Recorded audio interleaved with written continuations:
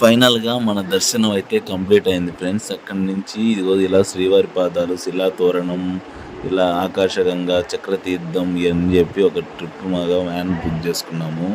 Van book చేసుకొని అందులో పోతున్నాం అనమాట. పర్ పర్సన్ 300 400 పడింది. అంటే మా వరకు సపరేట్గా మాట్లాడుకున్నాం కాబట్టి షేరింగ్ అయితే కొంచెం తక్కువ అనమాట. రండి చూద్దాం. ఆ లొకేషన్స్ అవి చాలా బాగున్నాయి అన్నమాట. చూడ్డానికి చుట్టూ గ్రీనరీగా చాలా బాగా అనిపించింది నాకు. అలా ఎంజాయ్ చేయొచ్చు. ఇదిగోండి శ్రీవారి పాదాల కాడికి వెళ్తున్నాము. ఫుల్ జనాలు ఉన్నారు. ఎందుకంటే సాటర్డే అనమాట ఇది. యాక్చువల్లీ మాకు ఫ్రైడేనే దర్శనం అయిపోయింది. సాటర్డే కాబట్టి ఫుల్ జనాలు ఉన్నారు పాదాల కాడే.